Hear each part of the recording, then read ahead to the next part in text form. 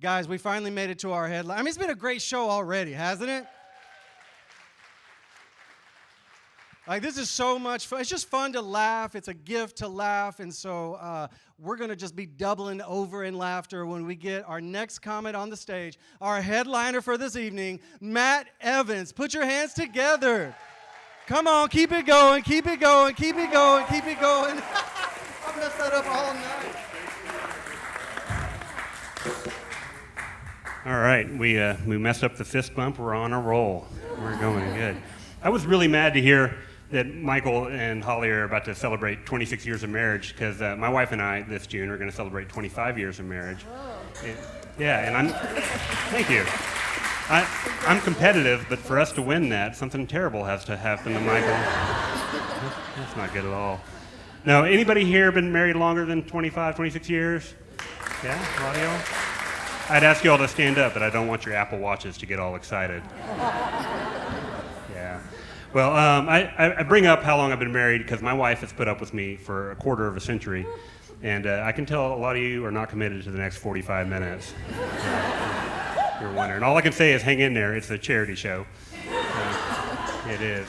And also, when you bought your ticket on Eventbrite, we got your credit card information. We charged it once. We'll charge it again if you leave early. Yeah, that's what you agreed to. You got to read stuff before you sign it. You really do. Well, I do know why y'all would be a little bit trepidatious about watching me for that long, because I know I don't look like I would be funny. I know I don't look like a stand. I don't. I look more like I would be an assistant vice principal who's never going to be promoted. I look like instead of being up here on stage, I should be in a high school hallway just repeating words and phrases, trying to sound friendly. Yeah, just good morning, hello, hello. Asking questions that nobody wants to answer, like who's ready for a great day? I know I don't look funny, and I know I don't act funny in my day-to-day life because I ask a client to come to this show, and she's not here, but she couldn't believe I do stand-up comedy. She was like, "You're just so regular." Yeah, and then she could tell that hurt my feelings, so she tried to kind of walk it back, and she said, "You're just mild-mannered." Yeah, and I was like, "How dare you Clark Kent me?" So rude. That's a very old reference, but I thought y'all get it. Yeah. If you wonder how somebody as mild-mannered as me gets into stand-up comedy, I'll tell you, when I was a very little boy, my grandmother called me Mikey. And y'all don't seem upset by that, but I was just introduced, and my name is Matt. That's a pretty good push into stand-up comedy. Yeah. Now, I would like to say, in her defense, I called her Mama, and that wasn't her name either. Yeah, so well played, Mama. Well played. Yeah, well. All right, thank you all for coming out for Foster Village on a Saturday night. Give yourself a big hand. And I use the term Saturday night very loosely.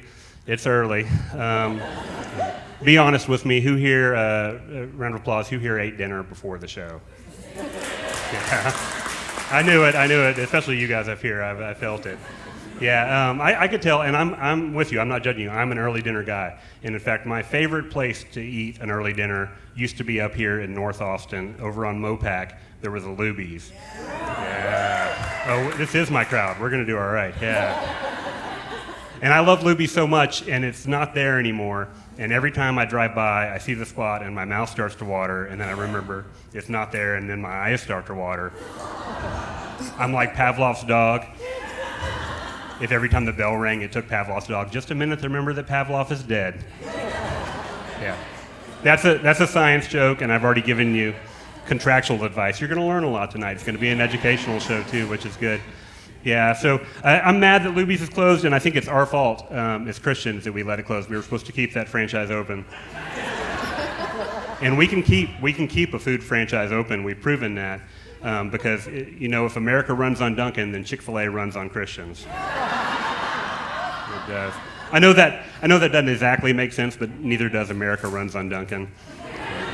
Nobody's ever had a Dunkin' Donut and run anywhere. They haven't. No, I think it's more like America gets diabetes on Dunkin'. Yeah. America loses a foot on Dunkin'. Okay, a few groans. Okay, that joke was just to find the line. All right, I won't cross it. I will run up to it some. I will. just a little bit. Well, we are here to support Foster Village, and I'm very excited about that. Now, full disclosure, my wife, Ellen, the one who put up with me for 25 years, or has so long, she was a co-founder of Foster Village, and also is still their director of operations. And so there's a little bit of nepotism in me putting on a chair. Yeah. But based on my experience with the church, it's kind of a standard amount of nepotism, right? Most churches I go to, the pastor's like, well, if I'm going to take care of this flock, I should employ some family shepherds. I think the thought is, like, if you're going to fight with the music director all the time, you might as well be married. And hey, I'm not picking on him. It's biblical, right? When God wanted to save the whole world, who did he send? His son. He did. Not a long ago. He did. So it's fine. Well, are y'all familiar with Foster Village? Y'all know what it does? Everybody?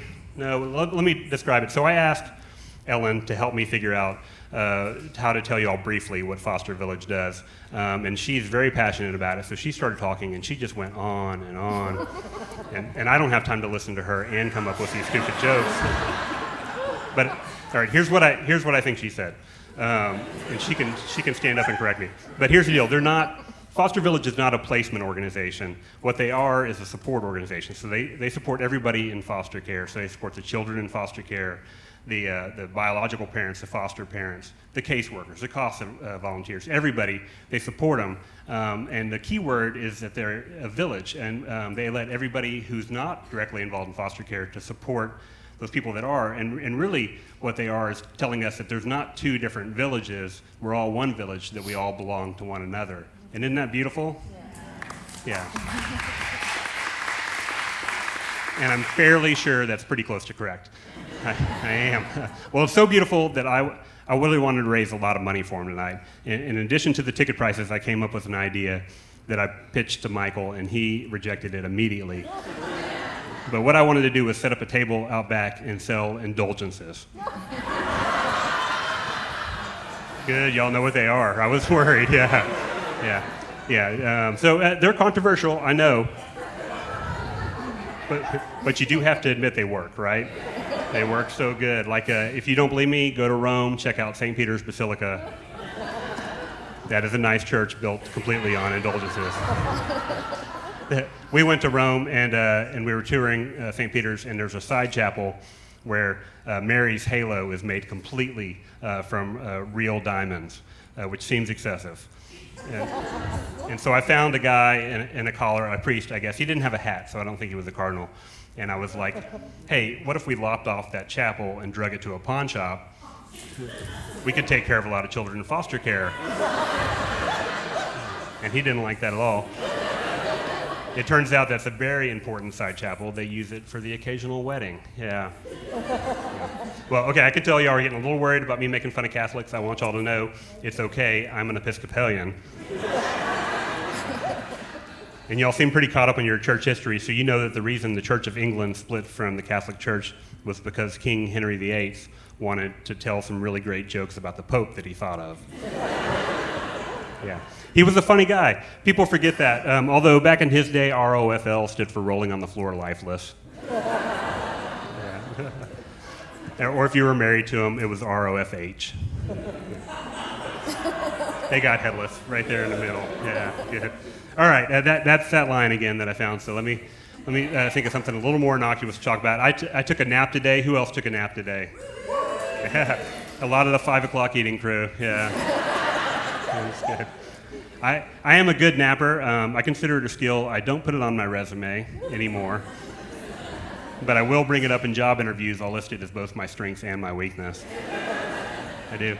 I'm in good company with a lot of famous nappers. Winston Churchill, JFK, every member of every Latin culture. They are. Nappers live longer. Did y'all know that? They do. Studies have shown that Churchill lived to be 90. It did not help JFK. Okay, groans. Okay, I tell you what, here's the deal. You can be offended by that joke if you can tell me where you were that day in 1963 when that happened. Any of y'all remember where you were? Yeah? Well, I am happy to tell you that you probably don't remember where you were. Studies have shown that humans are really bad at remembering where we are when a traumatic event happens or an important event happens. And in fact, it'll change So you would have told somebody one thing in 1973 and then another thing in 1983 and on until it's a completely different story now, which is kind of irritating to find out we can't even trust our own memories. But I think it's okay because I think it's a protective measure. And like for instance, next week when I tell somebody how much y'all hate that JFK joke, I'm not going to be up here with me. I'll be out there with you. I'll be on your side. I'll be like, that was inappropriate. I cannot believe he said that in church. That was not okay. Well, I am a good napper, and it does make me mad that napping is stigmatized in our society for adults. Napping is wasted on the really young and the really old. It is, and here's the reason why, is that to really enjoy a nap, it needs to be a form of procrastination. It does. And little kids, they don't have anything to put off. What's after, nap time for kindergartners? Snack time? I wouldn't be able to sleep either if my next item of business was graham crackers. And the elderly, they don't enjoy their nap because they don't have to put off anything to put off either, right? Besides, the big nap.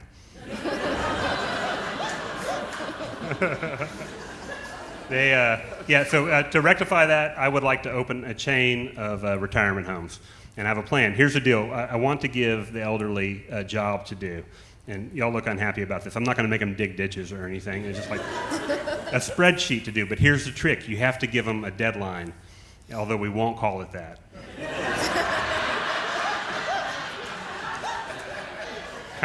Kind of a hot button topic there, yeah. So we'll call it a due date. And it'll make everything better, not just napping, but y'all remember being in college when you were really supposed to be studying and instead you chose just to watch a game show? That can make for a really fun afternoon. So that's the kind of retirement home I would like to end up in, where I roll into my friend's room and he's like, man, did you do that Google Doc? I'm like, oh man, is it due today? And he's like, it is. It's like, well, we should get on it, I guess. And he's like, we could. Or I have every episode from Price is Right in 1992. Yeah. We can waste time and complain about how much stuff costs. If I don't know, I see some younger people out there. Who here is under 35? Yeah, got a few. Yeah, some woos. So it would have been more. I talked to Michael about this too. I was like, we need to raise more money. We sold this place out anyways, which give yourself a big hand for that. Yeah.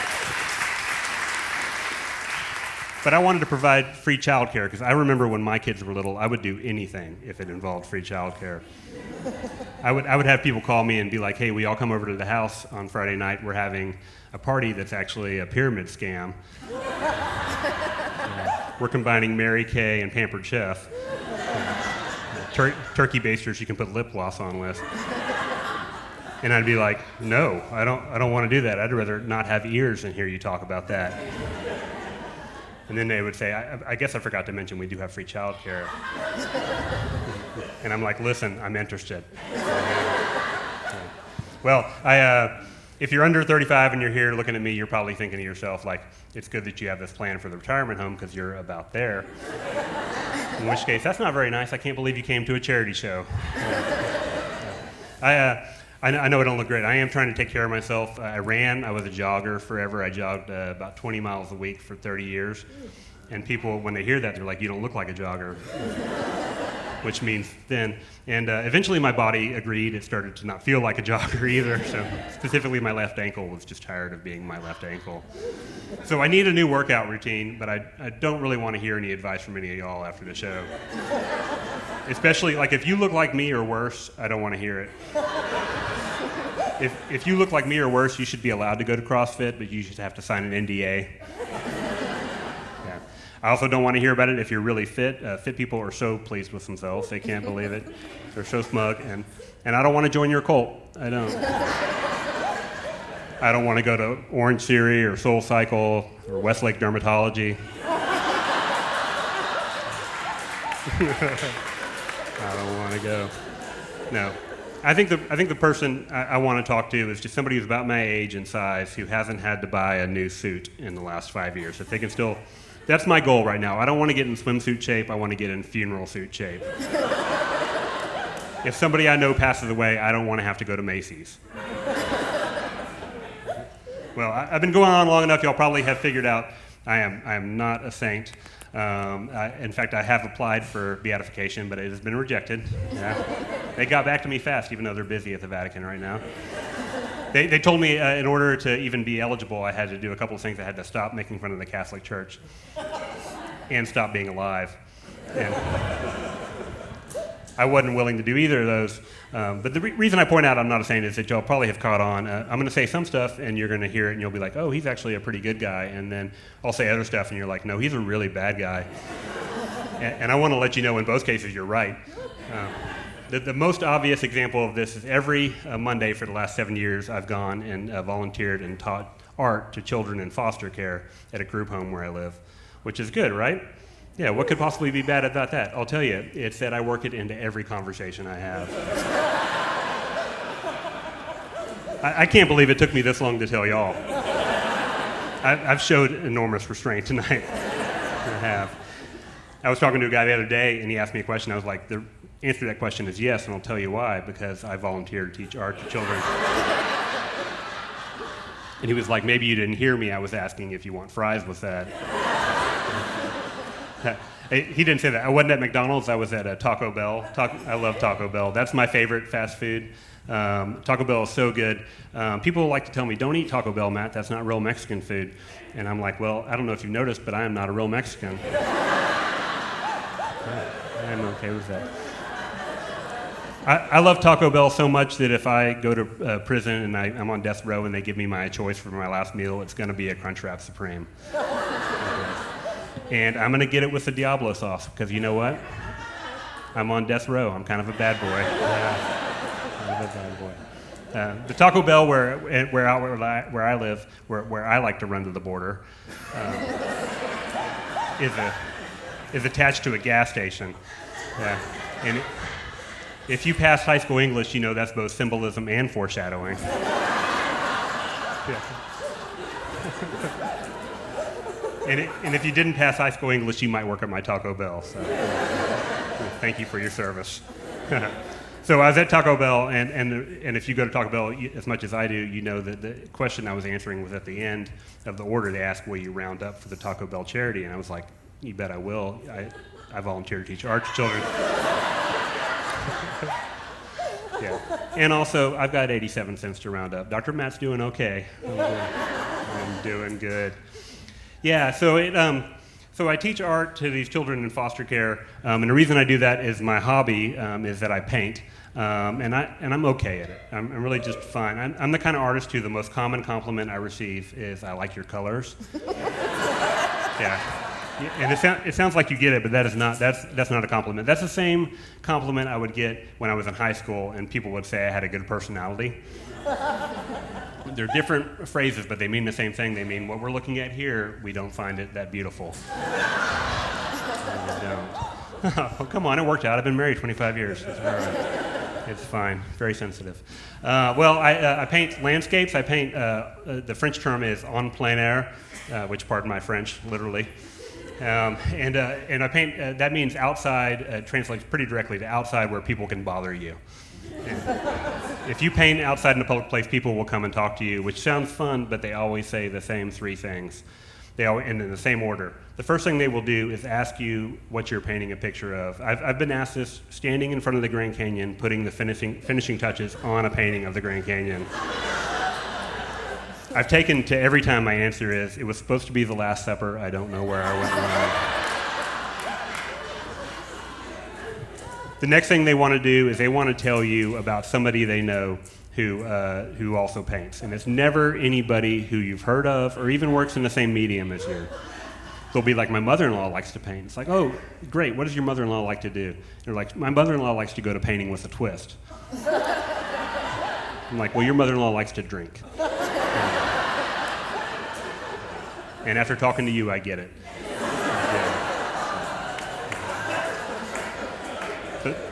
The last thing they will always ask you, it doesn't matter how dismissive of your artwork they've been, they will ask, hey, if I go stand over there by the side of the Grand Canyon, will you paint me into the picture? And it's like, oh, absolutely. That's exactly what this painting needs. An old guy in cargo shorts and Crocs. Yeah. Really make it a period piece, right? You know? That way future art historians can look at it and be like, obviously this was 2025. See the grown man dressed as a child. Look at all those empty pockets on the shorts. Very symbolic. Yeah. Well, I don't make my living as a painter, and when you see my paintings later on, you'll know why. But I make my living, I'm a veterinarian, and actually I work on horses only. And at this point in my career, I mostly do horse teeth. I'm a horse dentist, actually. And that always surprises people, and y'all look a little surprised, and I don't know why it does. Like, did y'all not know that horses had teeth? I feel like you should have known that. Or did you not think we should take care of them? Also seems logical. But what I think surprises people is that I was smart enough to get into and out of veterinary school. And that should hurt my feelings, but I'm pretty used to it. When I was 12, I told my teacher I wanted to be a veterinarian. And to this day, that's still the biggest laugh I've ever gotten. And I do a lot of comedy shows. I do. I wanted to invite her to my vet school graduation. She couldn't make it. She was dead. And I didn't kill her. These things just happen, you know? But I wanted to invite her not to, like, rub her nose in it, but because I think as punishment, that's no way to treat a child, right? Because I think we do graduations wrong. Who do you all invite to graduation? Like friends and family? Yeah, that's not right. Invite your enemies, people who have wronged you. Yeah. Somebody cuts you off in traffic, you should get their address and send them a graduation invitation. Be like, you mess with me, you're going to hear one generic prayer, 3 bad speeches, and a never-ending roll call of people you don't care about. I think if Hades has a theme song, it probably is Pomp and Circumstance. If y'all don't know that song, I'm not going to sing it for you. I'm not very musical. Courtney is. I am not. The only musical thing I can do is I play the guitar. And I learned to play in high school to pick up the ladies, and that did not work. Yeah, you have to play the guitar so well to make up for looking like this. And if you are like, you didn't look like that in high school, I look like this in high school. I'll run into people that I met or knew from then, and they'll be like, you haven't changed a bit, and I'm like, I know. I did make money playing guitar one summer. I worked at an Episcopalian summer camp because they had no other options. Yeah.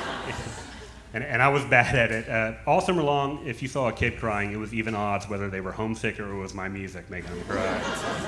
Now, I'm not worried. I felt terrible about it, but I wasn't worried about the adults at the summer camp because I don't know if you know this about Episcopalians, but yeah, they have their own coping mechanisms.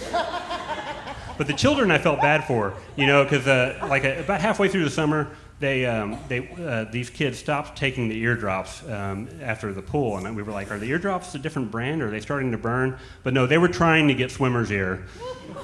They were actively. That same job I had at that camp a few years before was held by a guy named Pat Green, Texas singer-songwriter Pat Green. Y'all know who that is? Yeah? They didn't call him that back then. They didn't know he was going to be famous, but they did know he was better than me, and I knew that because they wouldn't stop telling me. I was like, listen, I'm, tone deaf, not regular deaf. I get it. People like to tell me when I do stuff wrong. Well, I'm like I said, I'm a horse vet. I don't work on small animals. I guess I work on small horses. Those are ponies, But I don't work on dogs and cats, so please don't ask me about your dog and cat after the show. Yeah, I don't know. There's one exception to that. When I first moved back to Austin to start the practice where I work now, Austin Equine, to make ends meet, I worked as a surgeon at a low-cost spay and neuter clinic. And to be a good surgeon, you need good dexterity and confidence, and I was not a good surgeon. Yeah, and I know that because the technicians kept telling me all the time. I do. They didn't like a lot of the stuff I did, but one thing I did all the time that drove them nuts was I would be halfway through a surgery with a sterile surgical pack, and then I would drop an instrument I needed, and they'd have to open up a second sterile surgical pack. And so they gave me the nickname Two-Pack, which is a great nickname for a rapper, but not for a veterinarian. Actually, my full nickname at this practice was because at this practice we did a lot of spays on older pluriparturient dogs. And I don't want to overwhelm you with medical jargon, so I'll define it for you. So you have newly parturient, which means you never had a litter, and uniparturient means 1 litter, and then pluriparturient means Mormon. Or any brand of fundamentalist. Anybody who's trying to grow their congregation, not just by conversion, but by reproduction. That's cheating. That's cheating. So these older pluriparturient dogs were more difficult spays, and I was worried about complications. And so I would have them put on an abdominal compression bandage afterwards, which led to my full nickname, which was a 2-pack belly wrap. Yeah. They would sing it. They wouldn't sing a 2-pack belly wrap, give the dog a bone. They would sing 2-pack belly wrap, I hope this dog makes it home. Yeah. And they did. By the time I left that job, I actually had the lowest complication rate of any surgeon in the clinic. Yeah. Yeah, how about that? Thank you. I mean, they're all dead now. That was 20 years ago. I made them infertile, not immortal. It's not how medicine works. The only other time I worked on dogs and cats, I went on a medical mission trip to Honduras, and before you get too pleased with me, I converted nobody. Mostly what I did was drink 25-cent Honduran beers. Yeah. Jesus could turn water into wine, and I learned I could turn $2 into a headache. Yeah. It was a modern miracle. That's actually the miracle I used for my beatification submission. They were not impressed. I should have known better than to drink that many beers too. I should have learned in college, right? But also not only beer drinking, but I should have learned, because every week at our baseball park they would have quarter hot dog night. Yeah, I should have learned that 8 of anything you love is too much. And tell that to the fundamentalist, yeah. But I didn't learn. I had to keep learning out of school. I had to do continuing education. Had to go to Honduras. Had to study abroad to get that. So it was a medical mission, and they called me to join it. And I was like, listen, I know I have a title of doctor, but y'all aren't sending veterinarians to Honduras to work on the people, are you? It's not God's work. That's illegal. They weren't. They had real doctors and nurses and all that. But the reason the veterinarians were going is that in Honduras, rabies is endemic. And to decrease the incidence of rabies in the human population, we were there to vaccinate the domestic animals. Now, you got to bear with me. This was 20 years ago. This was back when we thought the best way to deal with a viral outbreak was vaccinations.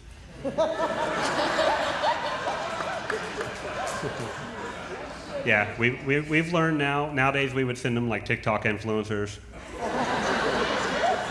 Yeah, they get fake nutritionists to help them count their macros. They'd be like, you got to do something about the sugars. These sugars are poison. They're killing you. The Hondurans would be like, we feel like it's the rabies. We feel like it's the rabies. Well, we could send them like links to Joe Rogan podcast, and they'd be like, what are we going to get from this? And like, well, after you listen to a bunch of them, you'll wish you had rabies. They would call me, and I'd be like, thank goodness you have reconsidered on the vaccines. And they're like, no, we know you're a horse vet. We want to buy all of your ivermectin. Well, the way that my part of the medical mission trip worked is we would load up a truck with rabies vaccine and toys, and we'd drive up into the Honduran villages. And the first child we came to, somebody would say to them in Spanish, because Honduran didn't know the language. I learned that on this trip too. It was a very educational trip for me. And they would say to him, hey, bring us a dog or a cat and we'll give you a toy. And it was never me allowed to speak to the kids in Spanish, because I don't know if y'all noticed, I'm not good with languages. You heard my French earlier. Yeah, and I struggle with English. I'm sure you picked up on that a little bit. I am bad with languages. I think that's why I've always stayed in like liturgical churches, because I don't want to end up in a charismatic church where they're speaking in tongues. I would just be going off, blessed by the Holy Spirit, and they'd be like, we got to stop you right there. You have to conjugate that verb. And we have no idea why you brought up staplers, but they do have a gender, okay? I wouldn't be allowed to speak in tongues. I also wouldn't be allowed to be the translator. Y'all know how this works? So basically, the Holy Spirit talks to one person who speaks in tongues, and then the Holy Spirit talks to another person who translates. I don't know why the Holy Spirit doesn't just talk to the second person. But I guess they have to provide programming. But so I wouldn't be allowed to be a second person either, because, and Michael, don't be mad at me about this, but anytime I've ever been in church my entire life, like it's felt like college chemistry lab. Like, I know I'm supposed to be there, and I know it's good for me, but I would like for it to wrap up. So no matter what the person said to me in tongues, I would be like, I think God's telling us to get out of here. I do. I feel like he wants us to get to Luby's and beat the Baptists. Or if Luby's is closed, I'd be like, I don't know if y'all are hearing what I'm hearing, but I feel like Tex-Mex. He's very consistent that way. No, I wouldn't be allowed to speak in tongues. I think what would happen to me is I would have to handle snakes. Yeah. Y'all know about this? You know, like some churches are really high on the Holy Spirit, really low on reading comprehension. So they'd be like, Matt, you're good with animals, go handle snakes. And I'd be like, I don't want to do that. And they're like, you know the verse, one body, many parts. Like, yeah, I know the verse. And they're like, well, you're about to lose a hand. You are.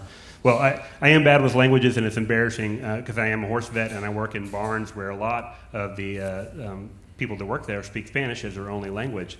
And I should be better at it. I've worked really hard over my career to try to learn a few phrases just to get by. But one of them I learned, like, early on, I learned wrong. What I thought I was learning was a phrase that meant, like, we're all good, we're all set, like a positive rejoinder to end a conversation. But instead of that phrase, I learned a word. And the word I learned was tambien. Y'all know this word? It means two with two O's, or also. Yeah, so think about that for a minute. For 22 years, I've been going into barns, interrupting people's workday, smiling at them, pointing to a horse, giving them thumbs up, and then saying, also. And just walking away. I felt like I split the room a little bit with the vaccine jokes, so I don't know how y'all feel about how we should treat immigrants. But I feel like we should all come together and agree the way I was treating them was no way to treat anybody. It's not kind. Well, I found this out this year because my current technician is bilingual, and she heard me doing that, and she was like, you need to stop saying that. And then she also told me that because I said it for so long, all the barn hands have a nickname for me. Dr. Mateo Tambien. Which is almost as good as two-pack belly wrap, right? And also, I am super appreciative they got my first name right. Yeah, take that, Mama. So we're in Honduras, and we see a child, and they say to him in Spanish, bring us a dog or a cat, we'll give you a toy. And these villages are full of feral or semi-wild dogs and cats. So within 30 seconds, there'd be a line 50 deep. And it was chaos.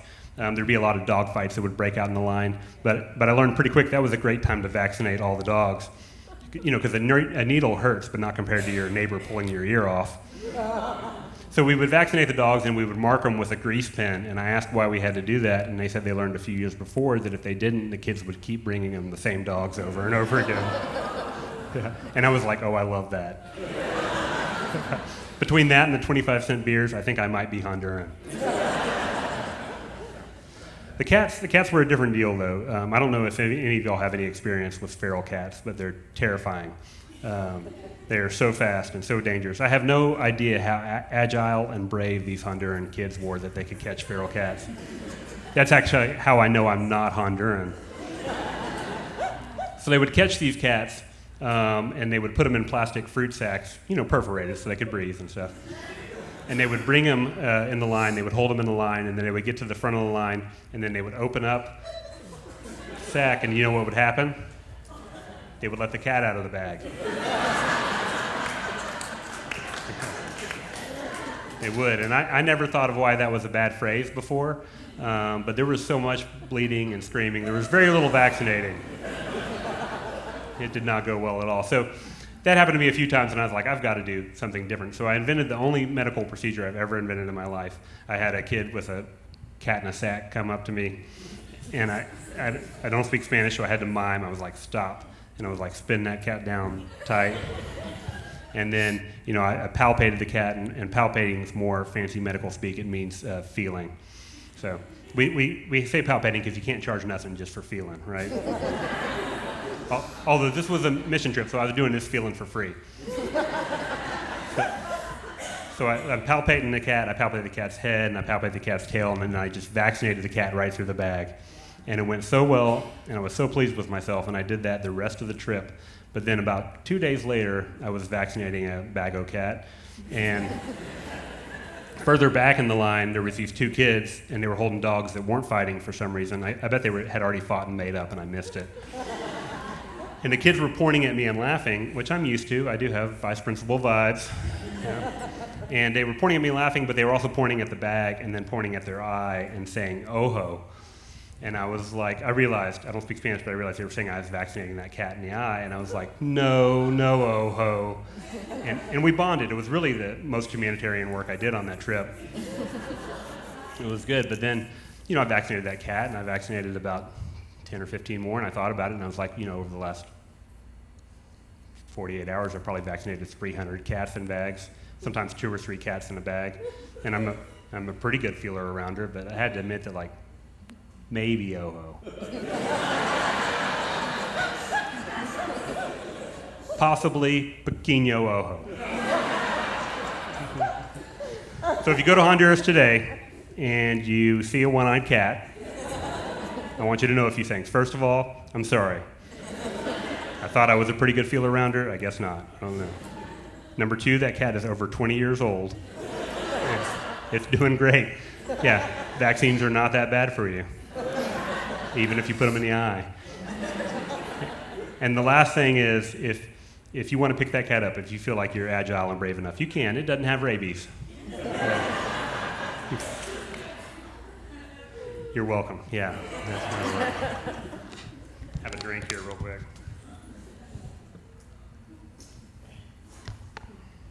Yeah, Pequeño Ojo. Well, I'm a horse vet. I wasn't raised around horses. I was raised right here in North Austin, and when I went to vet school, I got introduced to horses, and I was like, this is what I want to do for a living. And my professor was like, if you weren't raised around horses, you can't work on them for a living. And I was like, I'm going to prove you wrong. And so my whole career just to prove one guy wrong, who, just like my teacher when I was 12, he's dead. So what am I going to do? Like, email his kids and be like, I don't know if you visit your dad's grave on his birthday, but I have included my resume. And I didn't put it on there, but I'm good at napping too. When you're not good, or when you aren't raised around horses, I wasn't really much of nobody was looking to hire me at a vet school. I only had one job offer, and so I took it. It was in Alvin, Texas. Y'all know where Alvin is? Yeah. All right. Well, if you don't know, I'll tell you. So listen, if you picture Texas, Texas looks kind of like a guy who goes to the gym too much, like a gym bro, right? He's got like wide shoulders, short little neck, always skips leg day. So if you agree with that, then we can all agree that Houston is the left armpit of Texas, right? Okay, then Alvin is where Texas would put his hand in order to make a fart noise. Which makes sense, because that's how it smells. And yeah, it was a great place. It was so good. It was the kind of place that, no, it didn't have a bookstore, but it did have a drive-through cigarette shop that always had a line. I was glad to get back out of there and back to Austin. Have y'all lived in other parts of Texas outside of Austin? Yeah, they don't like us.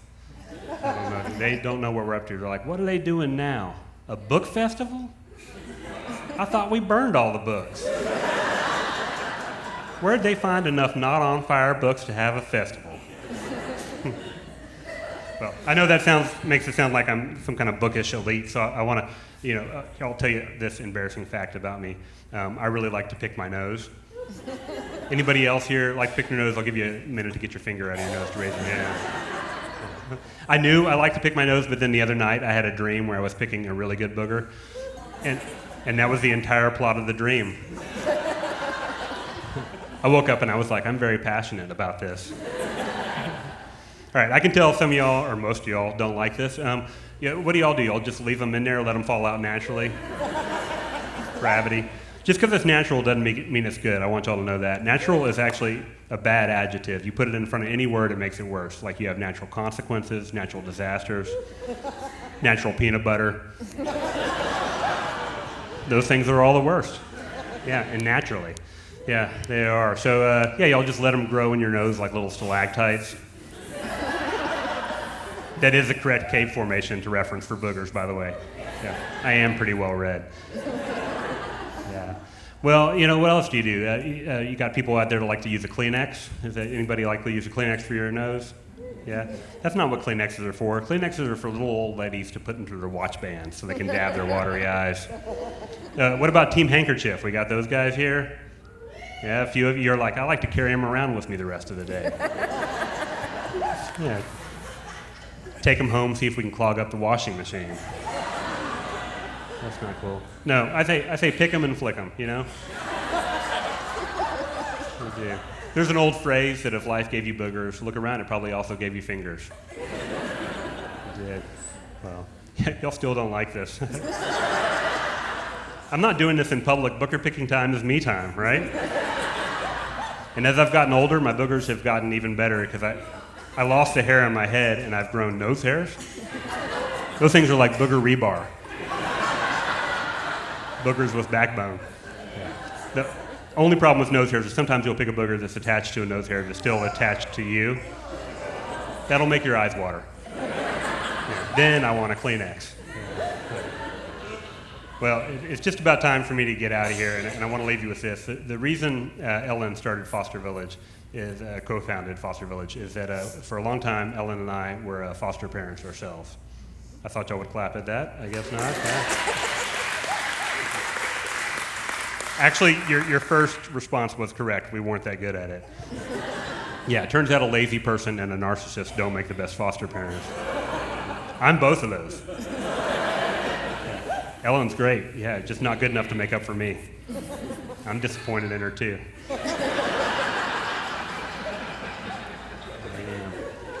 Well, our first foster placement was our hardest, and I think mostly because we didn't know what to expect. So here was my plan when I met him. I was gonna be like, Jacob, my name is Matt, and as you can clearly see from this 38-page document from Family Court, I've been appointed as your parental guardian. Yeah, Jacob was 3. That was my big plan. Yeah. Instead, what happened was they dropped Jacob off at our house and while I was at work, and then I came home that day and I opened the front door and he ran downstairs with his arms wide open yelling, "Daddy." I know, we'll hold up on that.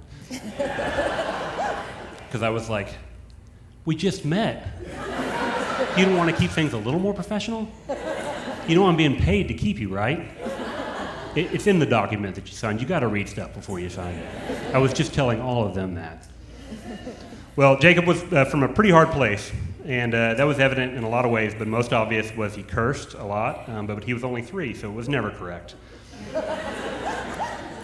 And so the next day after he was placed with us, he and I were in line at HEB, and he was just spouting out the F word incorrectly. I was so embarrassed. I really was. I wanted to tell everybody within earshot, like he's a foster kid. After a couple of weeks of this, I thought about having a T-shirt made that said, "I'm sorry, it's not my fault. He's a foster child." Yeah, I couldn't figure out which way to make the arrow point. He was a very quick kid, always on a different side of me. He was. A couple of months into him being placed with us, Jacob and I were at a playground, and another mom accosted us and told me what Jacob had said to her son. And she was appalled. But I didn't defend myself. I was like, "That says a noun. That's really good. We've been working on this." We're making progress. But the reason I didn't defend myself was we'd had him for a couple of months at that point, and I'd had time for my hard head and my hard heart to realize that I'd been wrong and Jacob had been right from the get-go. That from the moment we met, that I was his father and he was my son. Because Jacob understood in that way that children do, that truth, that we all belong to one another.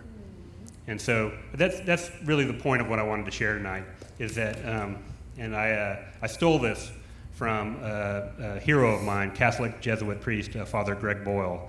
And he quoted, he was stealing this from Catholic saint Mother Teresa. And if you're thinking to yourself, you've made fun of Catholics for the entire set, and now you're going to quote a couple? I am. That's right. I started with nepotism. We're going to end with plagiarism and hypocrisy. This has it all. But what Greg Boyle quotes Mother Teresa as saying is, the reason we have no peace in this world is that we have forgotten that we belong to one another. Isn't that beautiful? It is. So if you only remember, I know I've talked a lot tonight, but if you only remember one thing I say tonight, I want it to be the booger jokes. Those are good jokes, those are punchy jokes, and that you did not give them their appropriate approbation. I want you to remember them, and next week, or hopefully for the rest of your life, when you pick your nose, I want you to think of me. I'm kidding, I don't care if you, I do want you to remember the booger jokes, but that's not.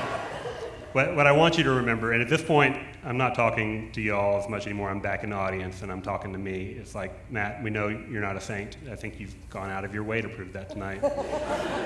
But you do want to love others, and you do want peace in this world, so please don't forget, we do all belong to one another. And thank you guys so much.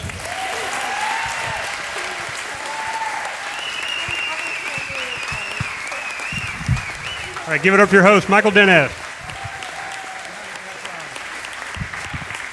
Yeah, keep it going, keep it going.